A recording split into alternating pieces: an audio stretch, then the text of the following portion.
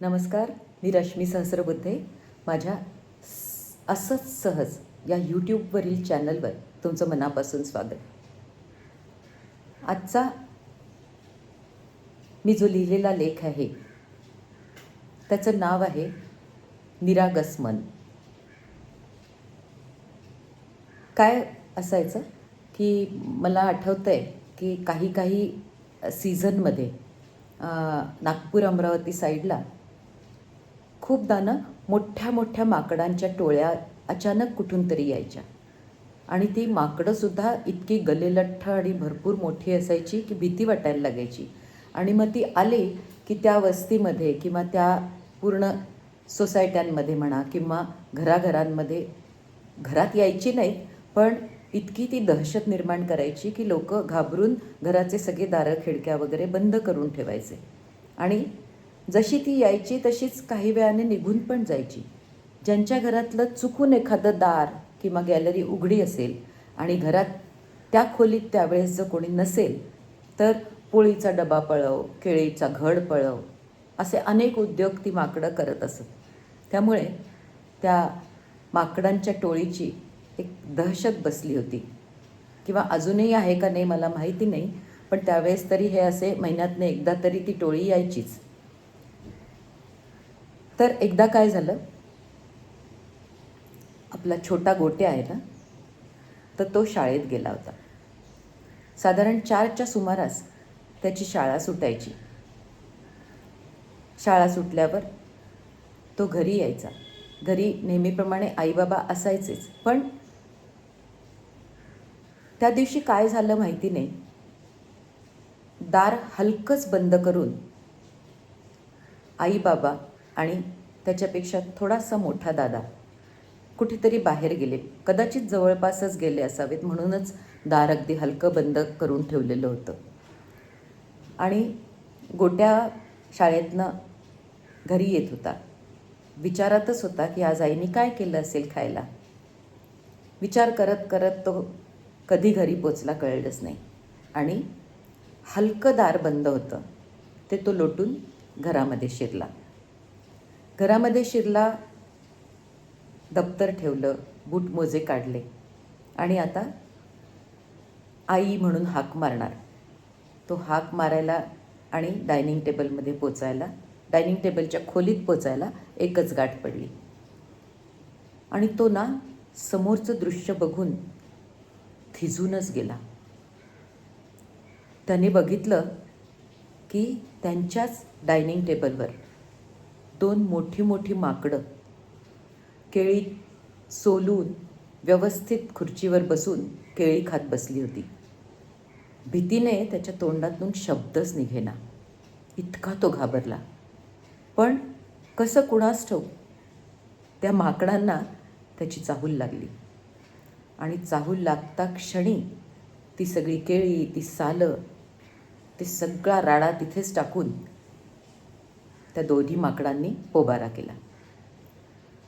गोट्या इतका प्रचंड घाबरला होता की तो तसाच मागे फिरला आणि घराच्या पायरीवर बसून रडायला लागला. एवढ्यात त्याचा अगदी शेजारीच गेलेला दादा घरी आला. त्याला बुसबुसून रडताना बघून त्याला कळेच ना की गोट्याला नेमकं काय झालं आहे. आता दादा असला तरी तो सुद्धा काही फार मोठा नव्हता, त्याच्यापेक्षा 2-1 वर्षांनी मोठा. त्याला त्याने विचारलं, अरे झालं काय गोट्या, अरे झालं काय गोट्या. तर त्यांनी विचारलं, अरे आपले आईबाबा कुठे आहेत. तो म्हणाला, अरे मी गेलो तेव्हा घरातच होते की. तर म्हणे, काय घरातच होते. अरे बापरे. तर म्हणे, अरे पण झालं काय.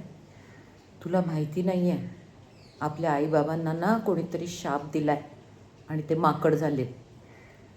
तो म्हणाला, असं कसं होईल, मी जाताना तर आईबाबा घरात होते.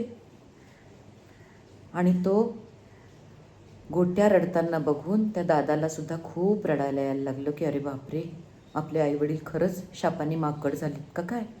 दोघं पायरीवर बसून अगदी मुसमुसवून रडायला लागले. 5-7 मिनटं झाली असतील. इतक्यात स्कूटरवरून आई बाबा आले.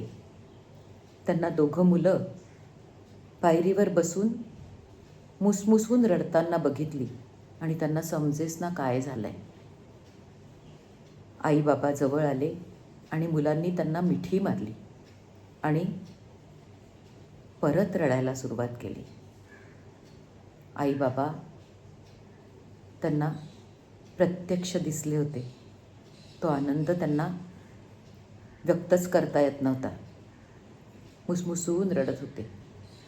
त्यांना कसं बसं शांत करून आईने विचारले, अरे पण तुम्हाला रडायला काय झालं आहे?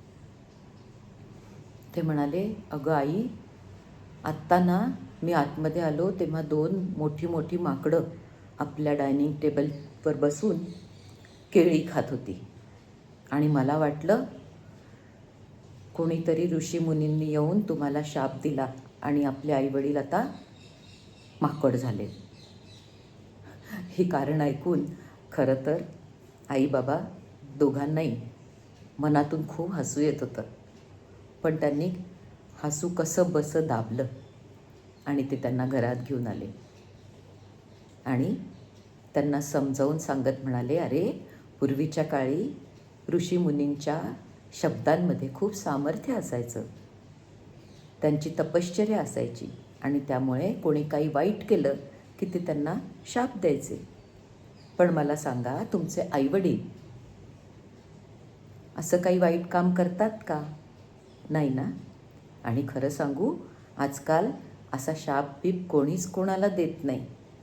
त्यामुळे आम्ही तुमच्या समोर आहोत, आहे ना. त्याच्यामुळे तुमचे आईवडील अगदी छान आहेत. आता हसा पाहू. चला, मी मस्तपैकी खाऊ करते तुम्हाला खायला. आईबाबांचं हे बोलणं ऐकून गोट्याचा जीव भांड्यात पडला. दादासुद्धा समाधानाने हसत होता. आणि तात्पर्य काय की आपण ज्या गोष्टी मुलांना सांगतो, ऋषीमुनींच्या ह्याच्या त्याच्या, शाप दिला होता असा, अमक्याला तसं केलं, तमक्याला तसं केलं, तर त्याचा त्या निरागस मनात कसा इम्पॅक्ट होत असतो हे या छोट्याशा अनुभवातून लक्षात येतं. आणि एक सांगते, हा अनुभव सत्य घटनेवर आधारित आहे. माझाच मामेभाऊ, त्याच्या बाबतीत ही घडलेली घटना आहे. आणि हा सगळं जेव्हा गोष्ट आईबाबांना माकड केल्याची जेव्हा आम्हाला ऐकायला मिळाली तेव्हा खरंच हसू आलं आणि असं वाटलं की ती निरागस असतं ना बालमन. असो. धन्यवाद. माझं लेख आवडला असेल, माझं वाचन आवडलं असेल तर लाईक करा, शेअर करा, सबस्क्राईब करा. Thank you so much.